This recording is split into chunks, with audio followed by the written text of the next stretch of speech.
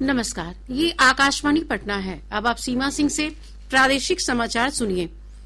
मुख्यमंत्री नीतीश कुमार ने आज 10 लाख जीविका दीदियों के खातों में मुख्यमंत्री महिला रोजगार योजना के तहत 10-10 हजार रूपये के प्रति लाभुक की दर से 1,000 करोड़ रुपए की राशि अंतरित की, जिसके तहत ग्रामीण क्षेत्र की 9,50,000 और शहरी क्षेत्र की 50,000 महिलाओं के खाते में डीबीटी के माध्यम से राशि भेजी गयी।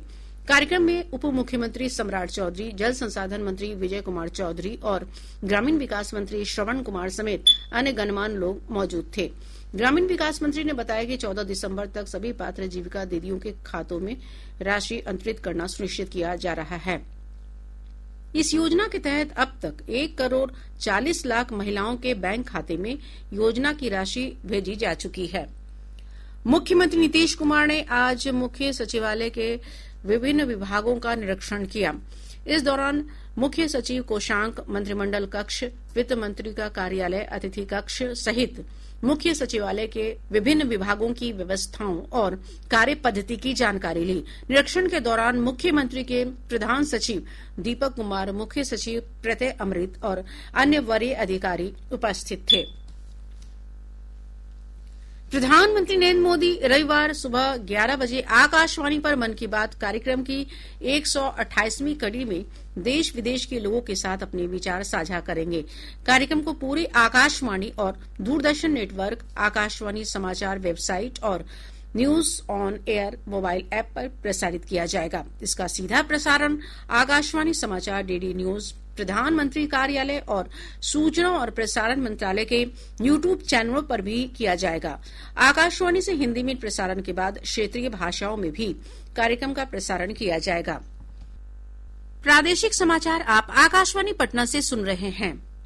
वाणिज्य और उद्योग मंत्री पीयूष गोयल ने कहा कि आत्मनिर्भर भारत अब एक सामूहिक राष्ट्रीय मिशन बन गया है और प्रत्येक भारतवासी इस संकल्प यात्रा में अपना योगदान दे रहा है। आज नई दिल्ली में उद्योग मंडल फिक्की की 98वीं वार्षिक बैठक को संबोधित करते हुए श्री गोयल ने कहा कि प्रधानमंत्री नरेंद्र मोदी आत्मनिर्भरता के संकल्प को देश की आर्थिक प्रगति के केंद्र में लाए हैं।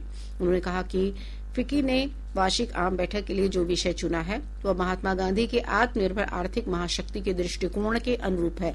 श्री गोयल ने कहा कि देश का अनुसंधान, विकास और नवाचार क्षेत्र तेजी से बढ़ रहा है। उन्होंने कहा कि युवाओं द्वारा उन्नत प्रौद्योगिकियों के कौशल पर ध्यान दिया जाना भारत की अर्थव्यवस्था के लिए क्रांतिकारी साबित हो सकता है। विधानसभा चुनाव में हार पर कांग्रेस पार्टी की ओर से बैठक बुलाए जाने पर भाजपा सांसद संजय जायसवाल ने कहा कि बिहार में कांग्रेस समाप्त हो चुकी है।